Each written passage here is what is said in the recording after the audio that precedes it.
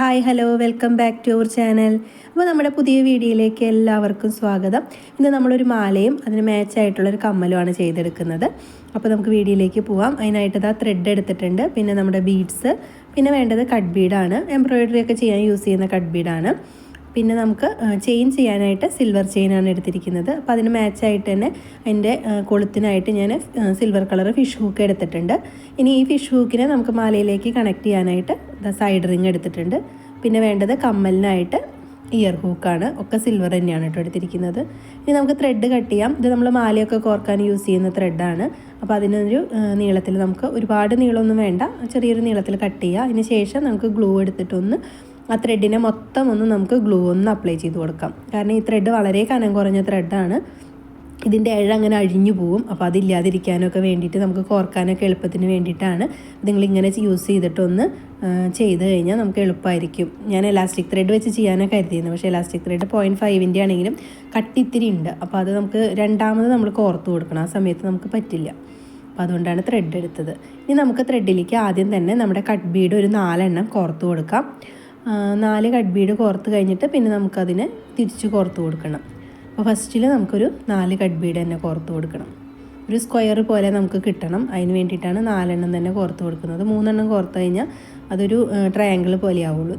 4 Bede കോർത്തിട്ടുണ്ട്. ഇനി 4ാമത്തെ ബീഡിന് നമുക്കൊന്ന് നമ്മുടെ റൈറ്റ് സൈഡിലുള്ള ത്രെഡ് അതിൻ്റെ ഉള്ളിലൂടെ അതുപോലെ ഒന്ന് കോർത്തിട്ട് ഒന്ന് 2 സൈഡും ഒന്ന് ടൈറ്റാക്കി കൊടുക്കുക.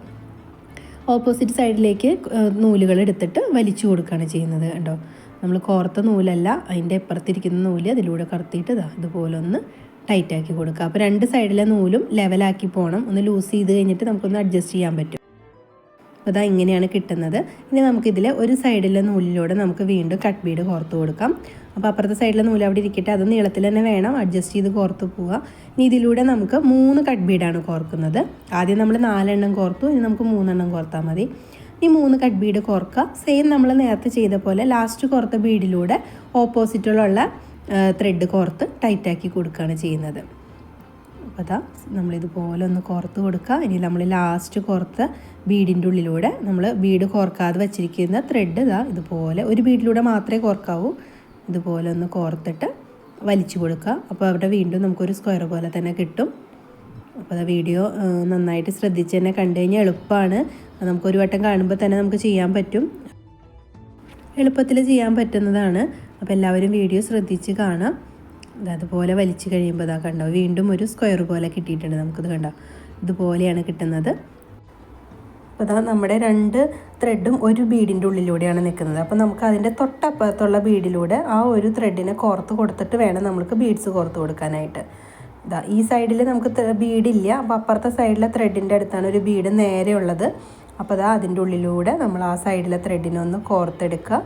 ശ്രദ്ധിച്ച് കാണാൻ, നിങ്ങൾക്ക് ബുദ്ധിമുട്ടൊന്നുമില്ല, എളുപ്പമാണിത്. പക്ഷെ ശ്രദ്ധിച്ച് കണ്ടാൽ തന്നെ മനസ്സിലാവുള്ളൂ.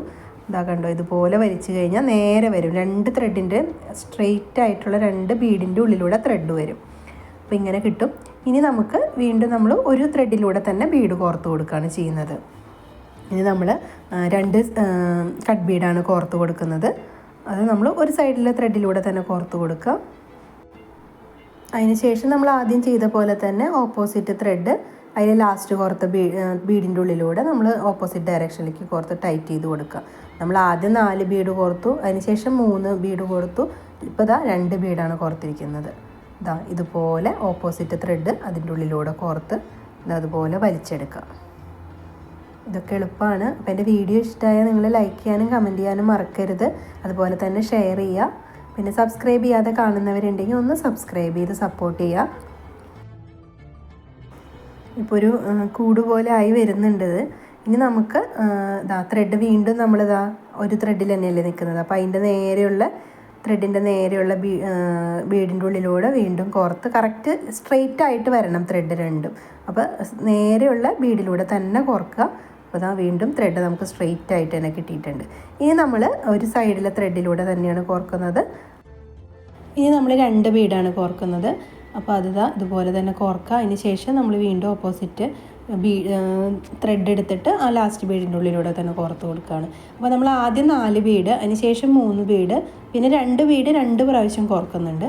ലാസ്റ്റാണ് ഒരു ബീഡ് കോർക്കുന്നത്. ആ ബീഡ്സ് കോർക്കുന്ന ആ ഒരു എണ്ണം ശ്രദ്ധിച്ചാൽ മതി. പിന്നെ ആ കോർക്കുന്ന രീതിയും ആ ത്രെഡ് സ്ട്രെയിറ്റ് ആയിട്ട് വരണം, അങ്ങനെയാണ് ശ്രദ്ധിക്കേണ്ട കാര്യമുള്ളൂ. ഇനി നമുക്ക് ആ ത്രെഡ് എടുത്തിട്ട് ഓപ്പോസിറ്റ് ഒന്ന് കോർത്ത് ടൈറ്റാക്കി കൊടുക്കാം. ലാസ്റ്റ് നമ്മൾ കോർക്കുന്നതിന് മുമ്പ് നമുക്ക് ബീഡ് ഇട്ട് കൊടുക്കണം. അപ്പോൾ ഞാൻ പറഞ്ഞു ബീഡ് കുറച്ച് വലിയ സൈസ് ബീഡ് തന്നെ എടുക്കുക, എങ്കിലേ അതിൽ നിൽക്കുള്ളൂ. ചെറിയ സൈസായ അതിൻ്റെ ഉള്ളിൽ നിന്ന് നമ്മുടെ ആ ഹോളിൻ്റെ ഉള്ളിലൂടെ പുറത്തേക്ക് പോകും. അപ്പോൾ എപ്പോഴും നല്ല സൈസ് വലിയ സൈസ് തന്നെ ബീഡ് എടുക്കാൻ ശ്രദ്ധിക്കുക.